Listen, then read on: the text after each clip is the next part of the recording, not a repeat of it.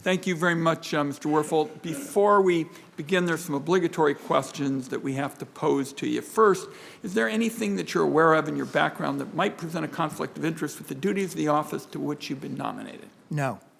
Second, do you know of any reason, personal or otherwise, that would in any way prevent you from fully and honorably discharging the responsibilities of the office to which you've been nominated? No. Third, do you agree without reservation to respond to any reasonable summons to appear and testify before any duly constituted committee of the Congress if you're confirmed? Yes. Finally, do you commit to provide a prompt response in writing to any questions addressed to you by any senator of the committee? Yes. All right, I'll start with questions and we'll go with Senator Crapo.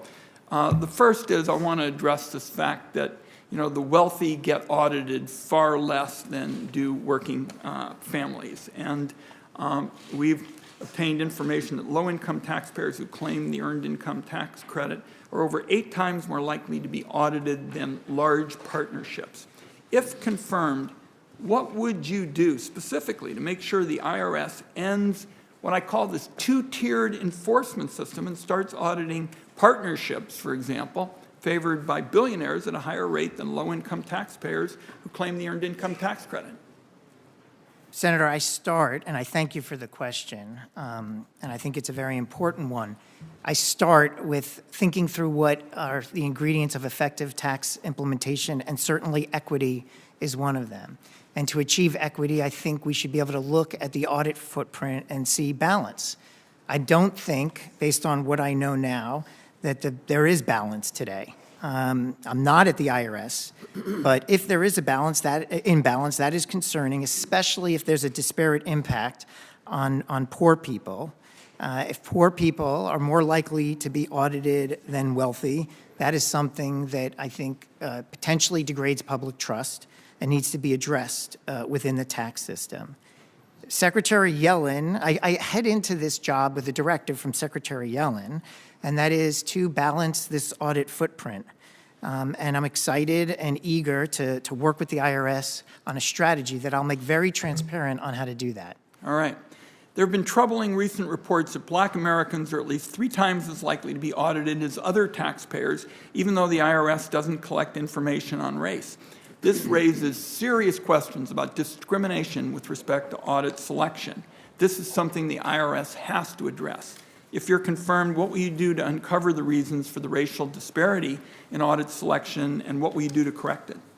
I agree, Senator. This is very concerning. I go back to the point in the first question. Fairness is an essential element of tax administration, and we have to have an understanding of whether our approaches or activities are having disparate impacts on any population. It's particularly alarming if it's having a disparate impact on racial minorities. Right now, not being at the IRS, I don't yet have a good sense of what the issue is. Let's do this. Will you commit within 60 days of being confirmed that you will get back to us and give us the underlying reasons, in your view, why there is this discrimination and what you'll do to correct it within 60 days? I will absolutely, as soon as I get to the IRS, talk to those individuals that are working this issue and report back to you on what we're finding. 60 days. Understood, Senator. All right. With respect to the tax gap, which is attributable to the wealthy, the Treasury Department estimated last year that the tax gap was about $600 billion, with the top 1% accounting for the largest share.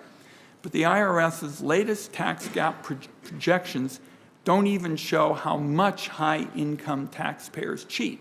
They completely omit noncompliance from multinational corporations, flow-through entities, foreign activity, and digital assets. Commissioner Rettig said when the committee asked if the tax gap could be as high as $1 trillion if you included those areas I mentioned that have been omitted. If you're confirmed, what will you do to ensure that the IRS measures the tax gap in these areas and you actually have a strategy for reducing it? Absolutely, Mr. Chairman. When I think about the objective to improve the capacity the IRS has to unpack complex and intricate returns, I think we have to do a number of things. I'm not sure that training the current workforce will be sufficient. I think we want to hire and bring in experts, maybe some of the same individuals that earlier in their careers prepared these very intricate returns and are ready to come back and potentially serve their country and maybe years later help us unpack them. And when they're doing that, I think, Mr. Chairman, will be able to not only unpack and help collect more revenue from high-income taxpayers and large corporations, but also understand how to better measure that, so that going forward, the tax gap assessment has a more clear picture of what this gap is. I'm going to wrap up this way. I know Senator Crapo's got a hectic morning. I know a lot of my colleagues do. I'd like you to tell us what you're going to do, if confirmed, to reduce the audits of family-owned small businesses who follow the rules. And you heard me in my opening statement say, you know, it seems to me with better technology and highly trained staff, you're going to be in a position to focus on these big players, these multinational corporations, the ultra-wealthy, who you haven't been able to focus on in the past because those have been more expensive, cases. And this can redound to the advantage of small businesses who are complying with the law and complying with the rules. So tell us as I wrap up my time, because this is something that we all feel strongly about, and you've seen the back and forth with respect to the small businesses. What specifically are you willing to do to reduce the audits of family-owned small businesses that follow the rules?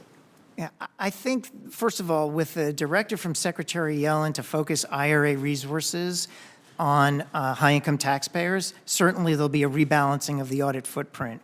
I want to take a look with the IRS team at other audits and figure out if there's a way to determine where, essentially we'd be wasting our time to go and audit because there's such a high percentage and a high probability that the balance due is already being paid. And by that, we can go after more issues where there might be something underlying that's nefarious, something that relates to advertent cheating or evasion. I think there's opportunities, and I will come back to you, Mr. Chairman, with a more specific set of plans on how to rebalance the audit footprint in a way that's fair, equitable, and as transparent as the law will allow me to be. Okay, thank you. Senator Crapo.